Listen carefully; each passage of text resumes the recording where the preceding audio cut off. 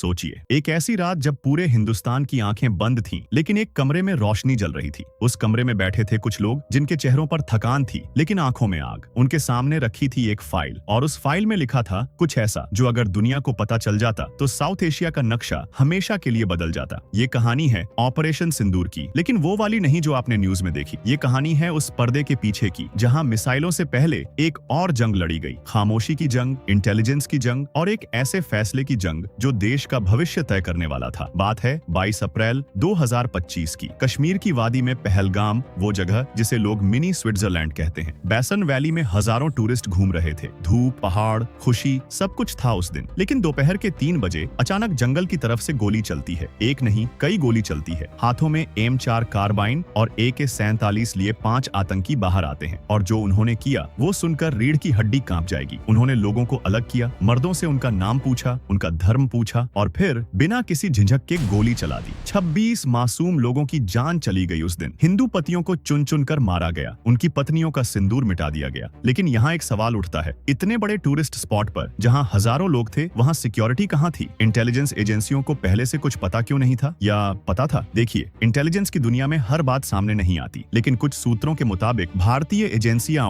RAW, IB पहले से कुछ मूवमेंट्स ट्रैक कर रही थी। लश्कर ए तैयबा का एक front group, the resistance front, जिसे TRF कहते हैं, काफी टाइम से कश्मीर में एक्टिव था। लेकिन एक आदमी था, शेख सज्जाद गुल, जो 2002 में दिल्ली में 5 किलो RDX के साथ पकड़ा गया था, जेल गया और फिर छूटने के बाद सीधा पाकिस्तान पहुंच गया। वहां से उसने TRF की कमान संभाली और ये सब कुछ भारतीय इंटेलिजेंस की नजरों से कैसे छूटा, ये सवाल आज भी जवाब मांगता है। लेकिन अब सुनो वो हिस्सा जो सबसे ज्यादा जरूरी है और सबसे कम बताया गया है। पहलगाम हमले के बाद देश में गुस्सा था, हर कोई जवाब चाहता था। प्रधानमंत्री मोदी ने कहा जो इस हमले के पीछे हैं उन्हें इतनी बड़ी सजा मिलेगी जितनी उन्होंने कभी सोची भी नहीं होगी। लेकिन यहाँ से शुरू होती है असली कहानी, पर्दे के पीछे की कहानी। राष्ट्रीय सुरक्षा सलाहकार अजित डोभाल, जिन्हें लोग भारत का जेम्स बॉन्ड कहते हैं, उनके ऑफिस में एक इंटीग्रेटेड इंटेलिजेंस डैशबोर्ड एक्टिवेट हुआ। ये कोई नॉर्मल सिस्टम नहीं था। पहली बार रॉ, IB, NTRO और डिफेंस इंटेलिजेंस एजेंसी, ये सारी एजेंसियां एक साथ रियल टाइम में इंफॉर्मेशन शेयर कर रही थीं। सैटेलाइट इमेजेस आ रही थीं, सिग्नल इंटरसेप्ट्स आ रहे थे और पाकिस्तान के अंदर से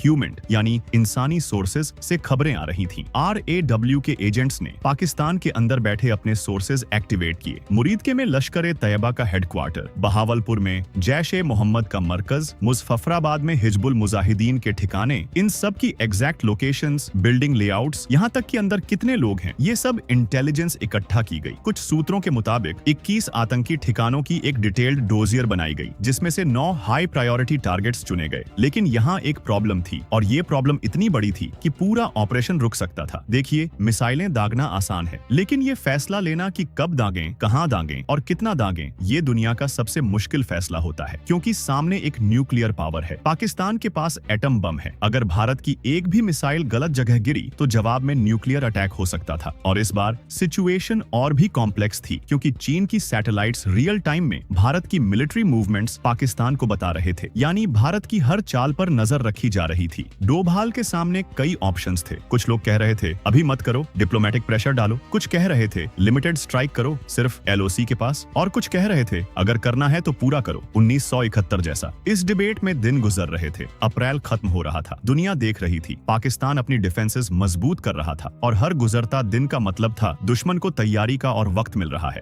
कहते हैं कि डोभाल ने पर्सनली प्रधानमंत्री को ब्रीफिंग्स दी, CDS जनरल अनिल चौहान के साथ, रॉ चीफ के साथ, तीनों सेना प्रमुखों के साथ। इन मीटिंग्स में जो बात हुई वो आज भी पूरी तरह सामने नहीं आई है, लेकिन जो फैसला लिया गया उसकी तैयारी हफ्ते पहले शुरू हो गई थी। एयर फोर्स के 20 से ज्यादा राफेल जेट्स सीक्रेटली अलग अलग बेसिस पर रिपोजिशन किए गए। अंबाला, ग्वालियर, श्रीनगर, राजस्थान के नल एयर बेस पर S-400 मिसाइल सिस्टम्स आदमपुर, भुज और बीकानेर में लगाए गए। 400 से ज्यादा एयरक्राफ्ट मोबिलाइज किए गए। ट्रांसपोर्ट फ्लीट ने 500 से ज्यादा सॉर्टीज उड़ाई, सब कुछ छुपकर, खामोशी में। और फिर आई वो रात, 6 मई 2025। रात के अंधेरे में भारतीय मिसाइलों ने पाकिस्तान की जमीन पर 9 टारगेट्स को निशाना बनाया। मुरीदके, बहावलपुर, मुजफ्फराबाद, कोटली, जहां दशकों से आतंकी फैक्ट्रियां चल रही थीं। 125 से ज्यादा फाइटर जेट्स दोनों तरफ से हवा में थे। ये आज के जमाने की सबसे बड़ी एरियल एंगेजमेंट थी। और ये सब शुरू हुआ एक इंटेलिजेंस रिपोर्ट से, जो पर्दे के पीछे खामोशी में